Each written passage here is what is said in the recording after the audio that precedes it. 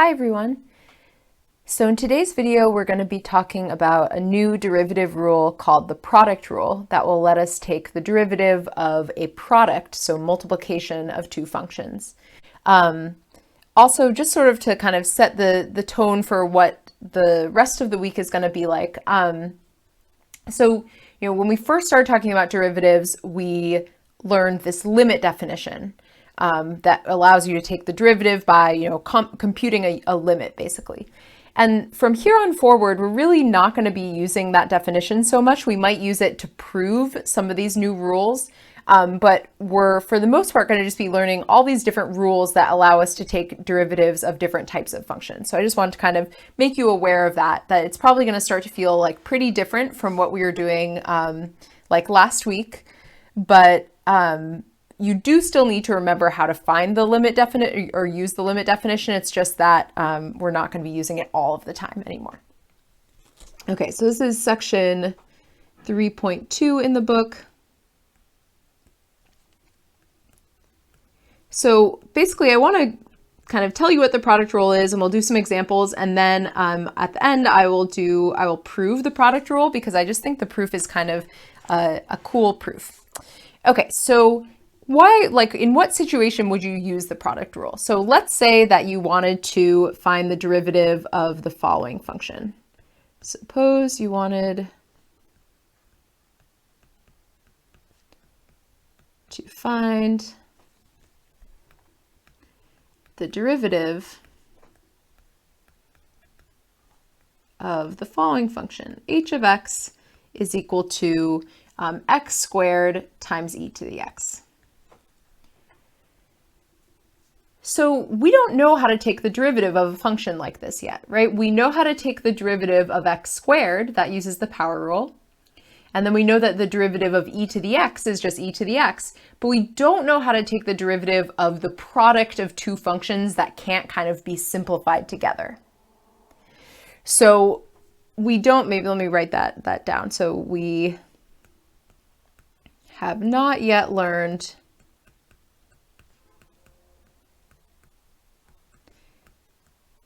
how to find the derivative of a product. So product means multiplication, right, of two functions. So I'm going to start by telling you what does not work, and then I'll kind of try to convince you that it's not the way it works, and then we'll learn the actual rule that does work. So the rule that is not true, it is not true that, so like let's say that you wanted to take the derivative of this function above, the h of x function. It is not true that h prime of x is just equal to, okay, let's take the derivative of x squared, that's 2x. Let's take the derivative of e to the x, that's e to the x. Unfortunately, it just does not work that way. So in general, it is not true that if you're trying to take the derivative of the product of two functions, so in like the example we did above, f of x would be x squared and g of x would be e to the x. So if you're trying to take the derivative of two functions, it does not work to just take the derivative of each of the functions individually and multiply them. It does work to add, right? If our function was x squared plus e to the x, that actually works, but it just doesn't work with multiplication. So let's see another example. I want to really show you why this doesn't work. So, how can we know for sure this doesn't work? So let's actually just try a function that we do know the derivative of, and then we can kind of find a way to write it as a product, and then try using this fake product rule, and we'll see that it doesn't work. So we know, for example, let's say that we're looking at the function x to the fifth. We know just based on the power rule that the derivative of this is equal to 5x to the fourth, right? So power rule just says take down that exponent, subtract 1 from the exponent, and so this is the correct derivative. But let's say that instead we decided to rewrite x to the fifth as x squared times x cubed. Right, that's the same function. We haven't done anything wrong yet. That function is completely equivalent to the original function. So let's say that now you decided to use this incorrect product rule. So if you tried to take the derivative of this using this thing up here, you would get 2x times 3x squared. And that's equal to 6x cubed, which is a completely different function from what we know is the correct function, right? So this just does not agree with what we know is the correct function. Maybe even just to give like a more convincing example, like what if our original function was, I don't know,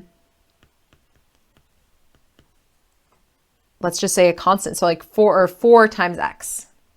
So we know that the derivative of a constant times x, well, it's just going to be the slope of that line. So it's just going to be 4. So we know for sure from previous classes, we know that that is our derivative. But if you tried to use this, this other rule, so if we tried to say, okay, this is 4 times x, let's use this incorrect product rule. And let me switch colors for my signaling of the incorrectness.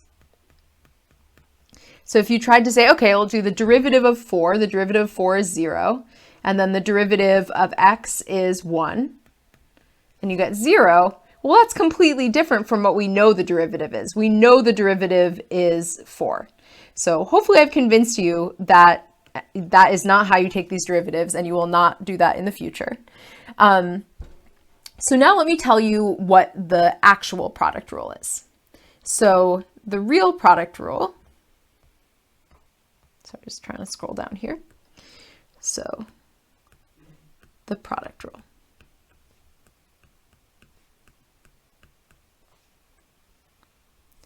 So if you're trying to take the derivative of a product of two functions, let me throw some color in here to make things interesting.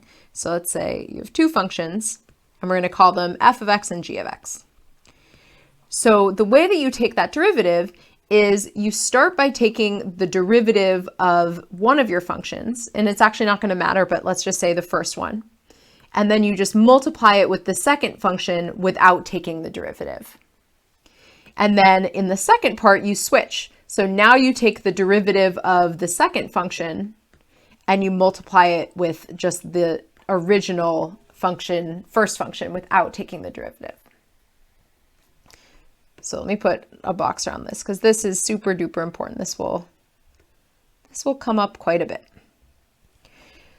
Okay, so let's see how this would actually apply to the example that we started out with. So the example that we did at the beginning, or that the question I posed at the beginning was, if our function is x squared times e to the x, how could we take the derivative of that? And so now we have this rule that tells us how to take the derivative. So our x squared would be our f of x, right? And e to the x would be our g of x. And so what the product rule tells us is that our derivative should be equal to the derivative of x squared, so that's 2x, times just e to the x, like without taking the derivative. Although with e to the x, when you take the derivative, it doesn't change. But just to be clear, when we first write it down, we're just writing it down just as the original function itself. So if it was a function besides e to the x, then that would make a difference. And then the second part, well, now we're going to take the derivative of the second function. So e to the x, again, in this case, it's the same thing as whether you take the derivative or not. And then we just multiply it with our original first function. And so maybe a nicer way to write this would be, I would probably write this as 2x e to the x plus x squared e to the x. That's it. So we're going to do a few more examples. There's actually not that many examples we can do so far. So later this week, starting on like Wednesday, we'll learn the derivatives of some trigonometric functions, so like sine and cosine, and then we'll really be able to practice a lot more with using the product rule as well as the quotient rule, which is what we'll learn tomorrow.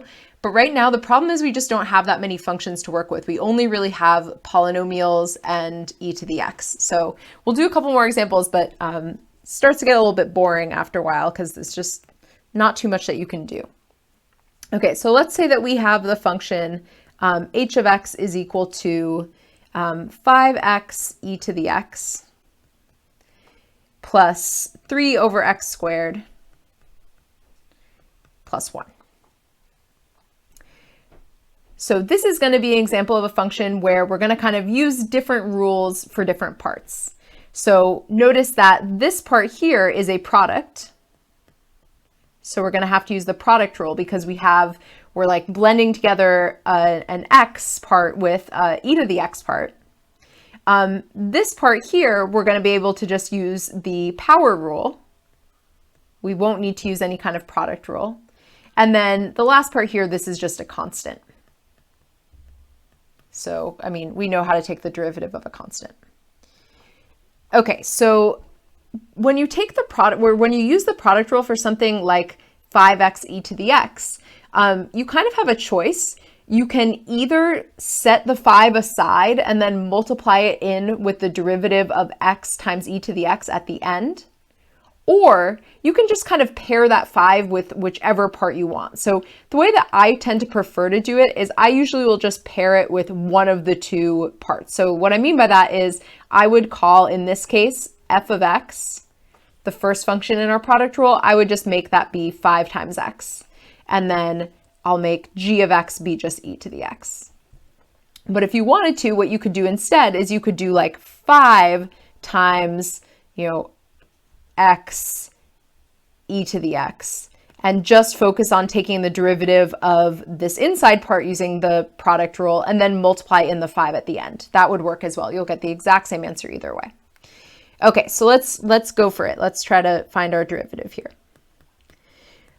So for the product rule part, we're going to apply the product rule again. So we're going to start by taking the derivative of 5x. So the derivative of 5x is just 5.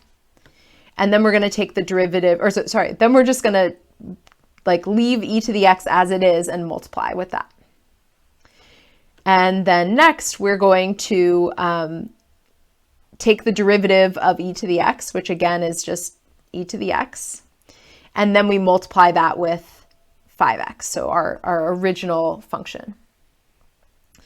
Okay, so now let's take the derivative of the next two parts, right? Because we do know that when you're taking a derivative of a function where you're just adding up different things, you can just kind of focus on each part individually and just add up those derivatives at the end. So we might want to rewrite this as, so this power rule part, let's rewrite this as 3x to the negative 2, right? That would be an equivalent way of writing 3 over x squared. And so once we have that, then we can just take the derivative using the power rule. So we'll have 3 times negative 2 x to the negative 3. Right, so just applying the power rule for that part. And then lastly, we have the constant. And when you take the derivative of a constant, it's just 0. So now we can clean this up a little bit. So we have 5 e to the x plus, and I tend to like to write, if I have e to the x, I tend to like to write it at the end before or after like any kind of powers of x, but it doesn't really matter. You could totally leave it written as above. If you wanted to, you could factor out the 5 if you like how that looks better. It doesn't really matter. And then here we have minus 6 x to the negative 3. If you wanted to, you could rewrite that as 6 over x cubed. And that's it. That's our derivative.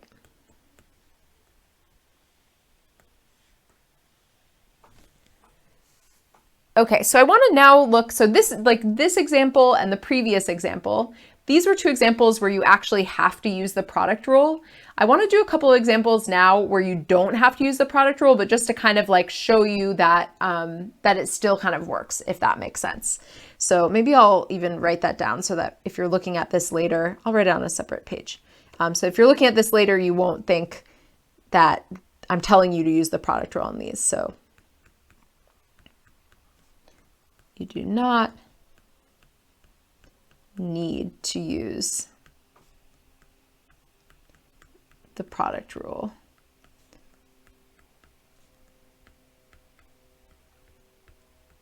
So I just wanted to go back to that first example that we did. So, or maybe it's the second example. So let's say that we have the function h of x is equal to x cubed times x squared.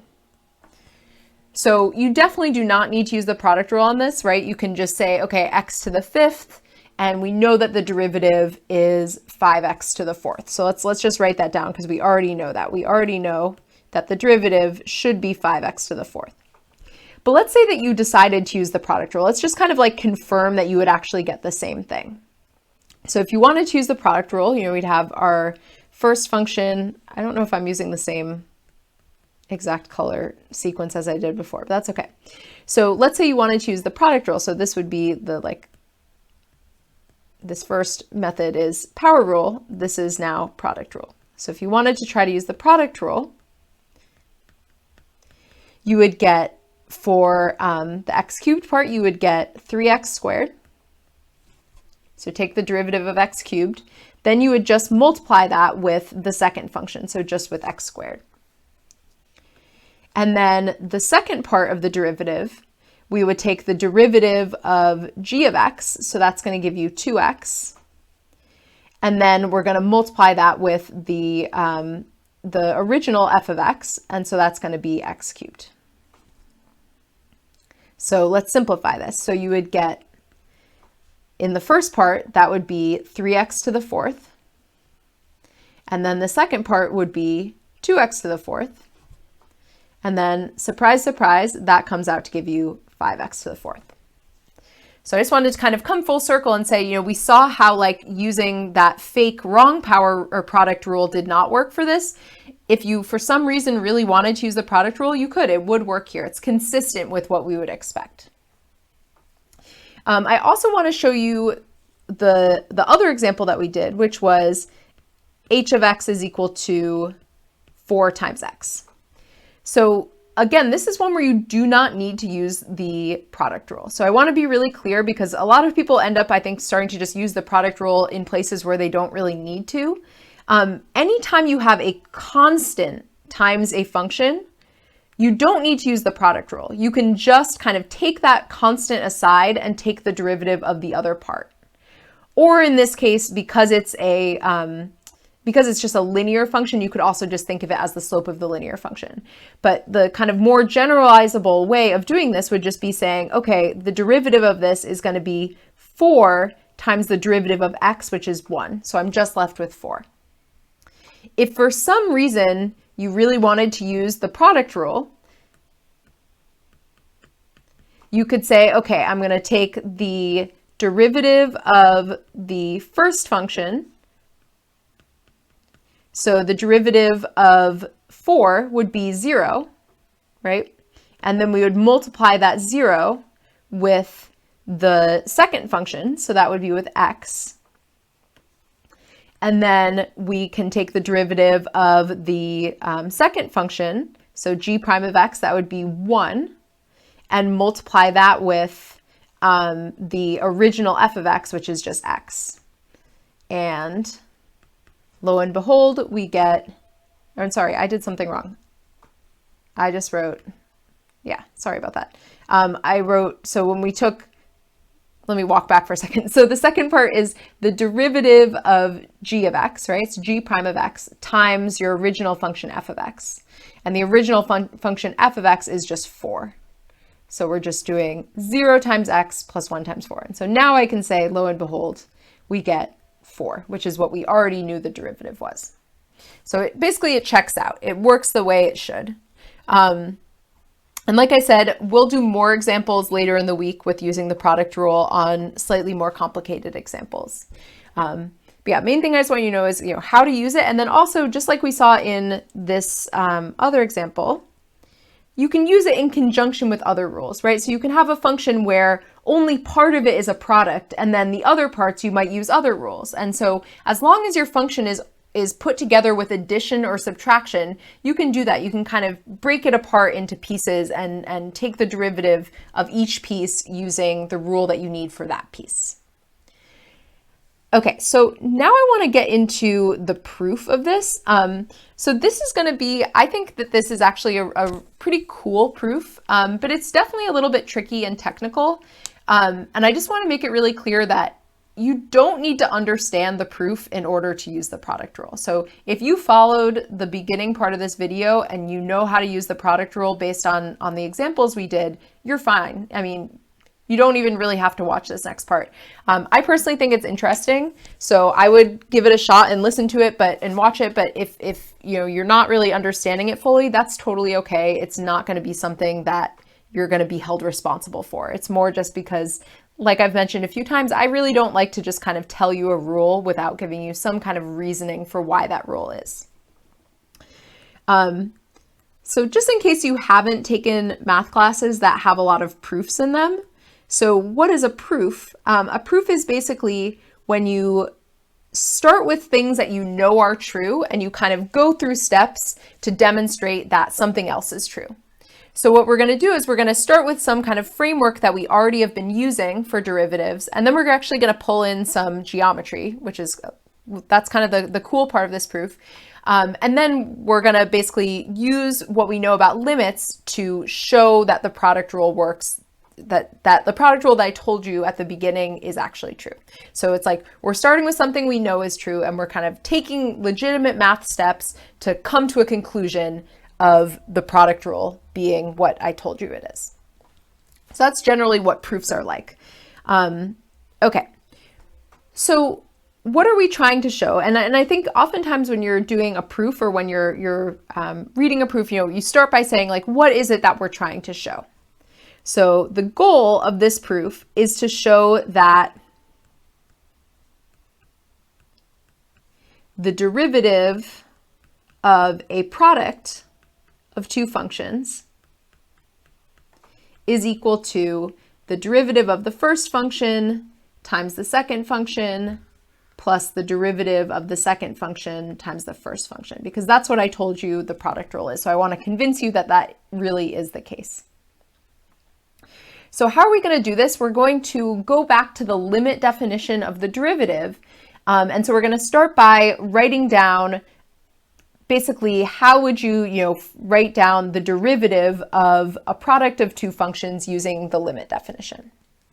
So how would we write this down? Well, we know that in general, the derivative of a function is supposed to be the limit as h approaches 0 of, if it was just f of x, it would be f of x plus h minus f of x over h. But because it's a product of two functions, it's actually going to be f of x plus h times g of x plus h minus f of x times g of x over h.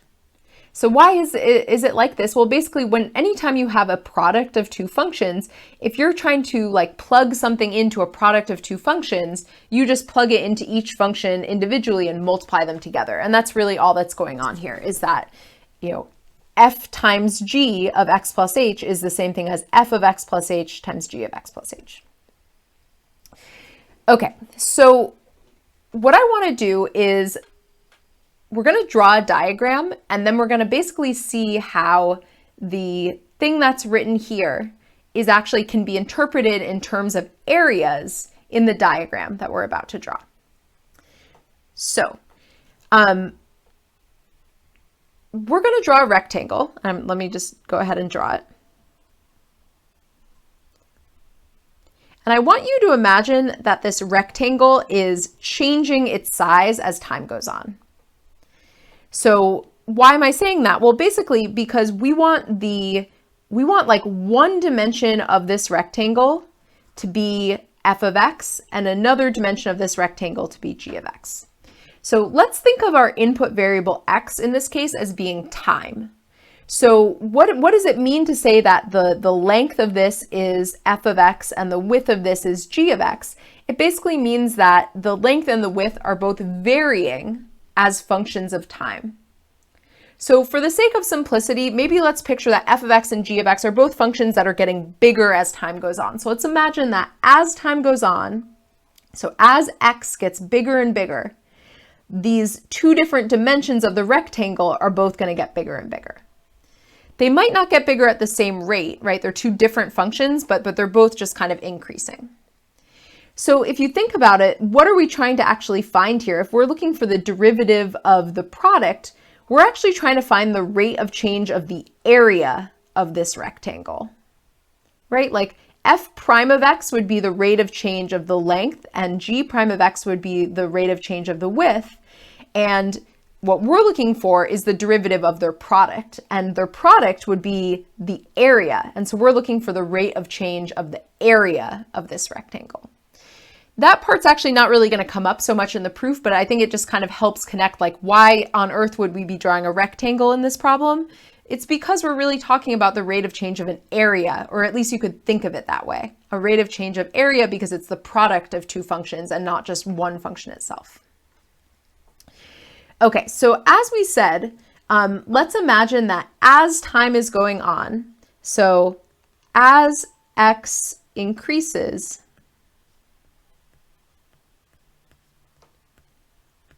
suppose that f of x and g of x are both increasing.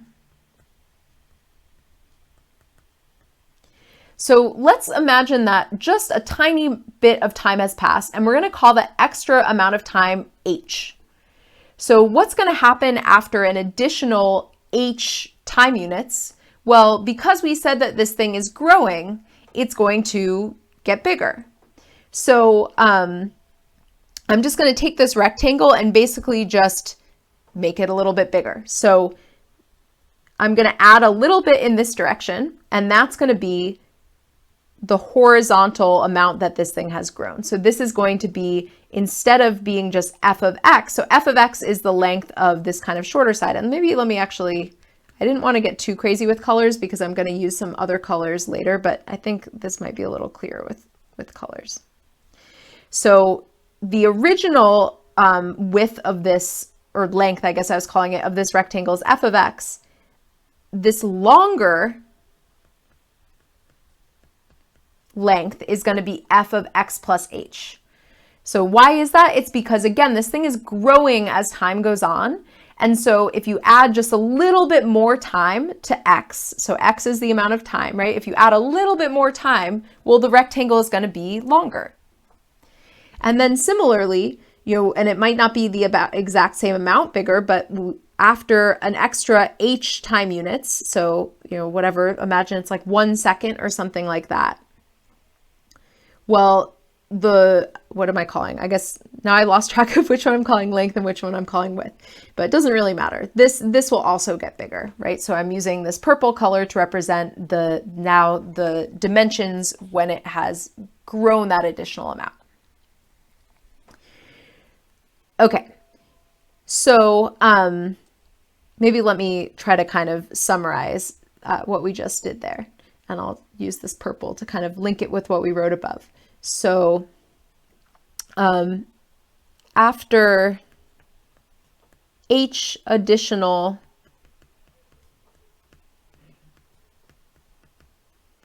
time units, f of x plus h and g of x plus h are the new dimensions.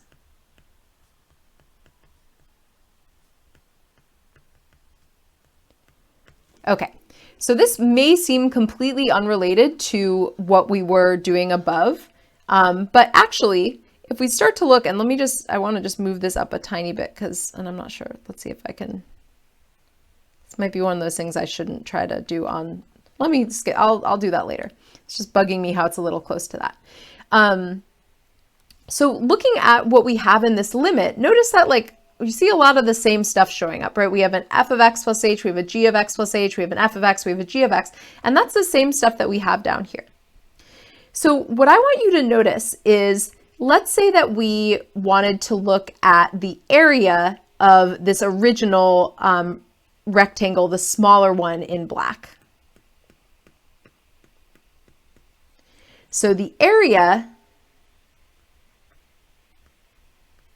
of the smaller rectangle is, well, how do you find the area of a rectangle? You do base times height, right? So it's f of x times g of x. And then the area of the larger rectangle, so I'll do this to represent now the larger rectangle. So the area of the larger rectangle is now the bigger dimensions, right? F of x plus h times g of x plus h. Okay, so let's now look back up at our limit and see what we can interpret in this numerator in terms of areas. So the first part of this limit, so maybe let me write down first the limit as h approaches 0. The first part of this limit is f of x plus h times g of x plus h. And we just said that that is the area of the purple, the bigger rectangle. So this is like not super technical math stuff, but I'm just going to, instead of writing that expression, I'm just going to put that rectangle there to represent the area. And then the f of x times g of x part, well, that's the area of the smaller rectangle. So right now you might look at this and say, this is not getting us any closer. Now it just looks like nonsense. There's nothing to evaluate in this limit. And you're right, but we're going to get to a point where actually we're about to kind of do a trick that will let us rewrite this using different different algebra that we'll be able to simplify in an easier way. Okay, so what do you get if we look at this picture here and you take the big purple rectangle and you subtract out the original rectangle? Well, you're left with this thing, right? Like this is kind of the difference. And maybe an even better way of writing that, or a different way, let's just say, of expressing that would be, well, we could break it into two different pieces. And I shouldn't have highlighted all this in one color because I kind of want two different colors. So this is one piece of the leftover, right? And then the other piece of the leftover is this. Right? So if we look at what do you get when you take the big purple rectangle and you subtract out the smaller black rectangle, you're left with this kind of upside down L shape.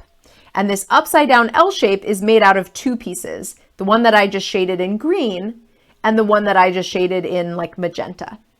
So I'm going to add that to our confusing shape limit up here.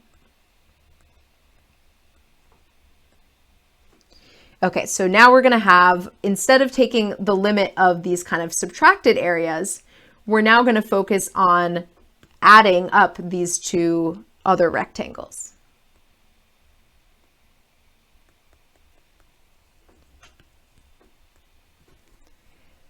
Okay, so let's go down below here now. And I probably should have laid this out a little bit better, but that's okay. So we're going to kind of do what we like. So what was our general approach? We started with something that was written in terms of, function notation. We then retranslated that into rectangles. We translated those rectangles into other rectangles. Now we're going to translate it back into function notation. So if we look at let's start with the, let me think which one's easier. Let's just start with the green one. I think it's a harder one, but let's do it first. Okay, so let's say we're trying to find the area of that green shaded vertical rectangle. So what is the height of that rectangle? The height of it is g of x, right? Just looking at our picture here, the height is like this height, and that's represented by g of x. Now, what is the width? Well, to find the width, we need to subtract the longer purple length. So the width is like this length here, right? And how can we get that? We can get that by taking the longer length in purple and subtracting out the shorter length in black, right? When I say purple, I mean like the darker purple. So if we do f of x plus h,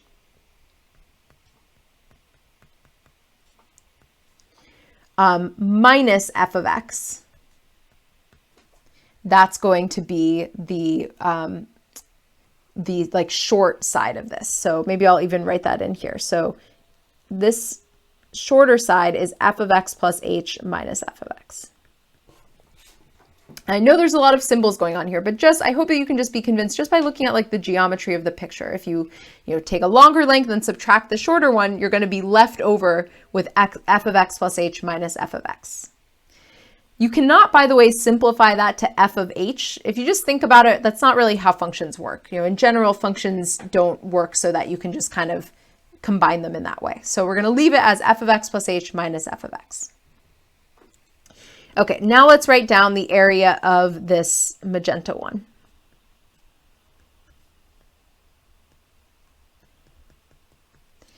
Okay, so what's the area here? Well, in this case, the longer side is f of x plus h, right? Because it's like the whole kind of length of this rectangle. And then so that's the long side. And then we're going to do the exact same trick to find the short side. So in this case, the short side here is going to be g of x plus h minus g of x.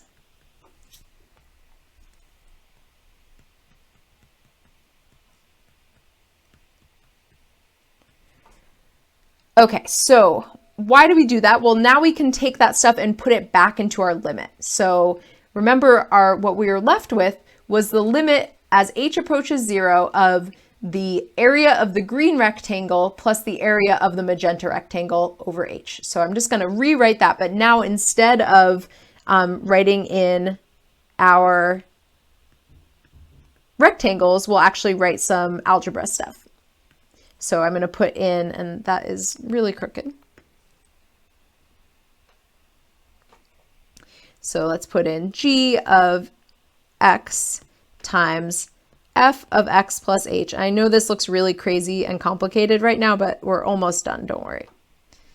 So that was the vertical rectangle, and then we are adding in the horizontal one, and the horizontal one is f of x plus h times g of x plus h minus g of x.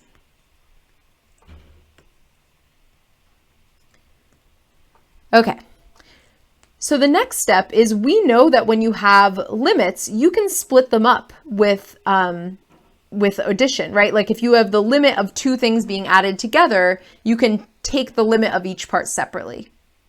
And so basically, because we have two things, the expression written in green and the one written in magenta, they're both over h, we can split it into two fractions and kind of use that to split it into two limits.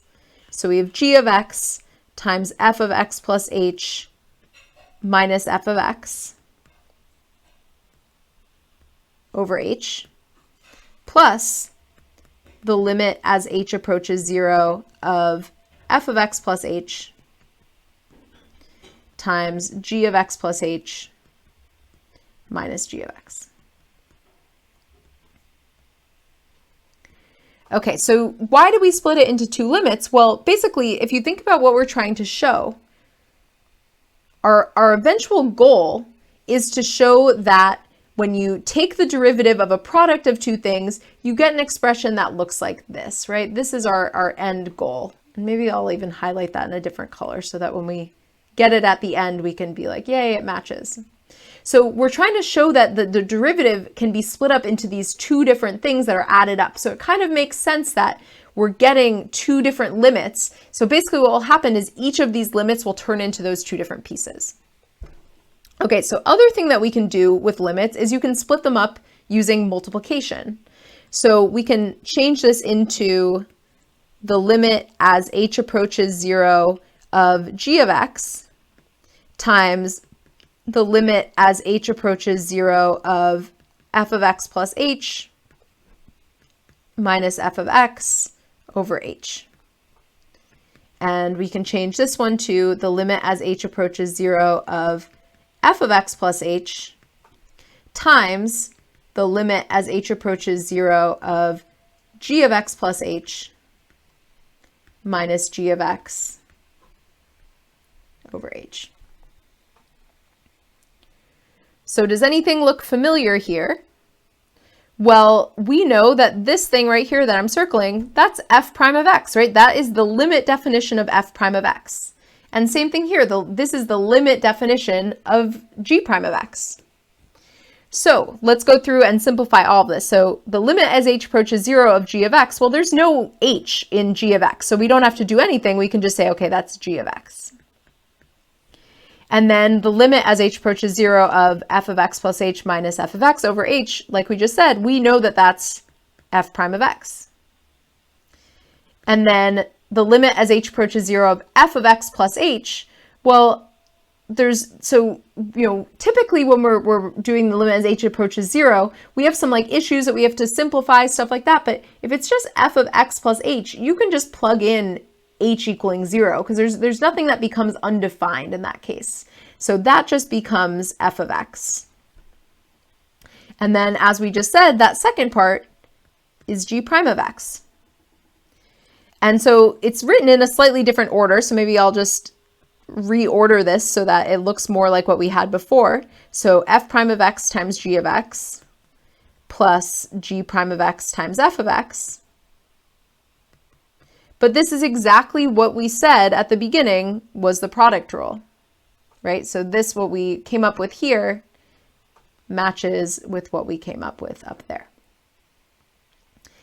So that's it for today. And thank you if you watched all the way to the end for bearing with me. I know this was pretty complicated, but I think it's pretty cool. And I guess, I like to take opportunities to kind of show things that I think are representative of what math is like at higher levels. So, if you're someone who ends up going and taking like graduate level math classes, or even just sort of like upper level, past calculus kind of classes, you're going to start to see a lot more proofs. And, a lot of them can be really cool and really kind of use a lot of stuff that doesn't necessarily feel related to what you're doing. So I just wanted to take the opportunity to show you a proof that I think is kind of like that. So tomorrow we're going to be working with a similar rule called the quotient rule for taking derivatives of now when you're dividing two functions. And like I said, after that, we'll get into derivatives of trig functions. All right, thank you, and I will see you next time.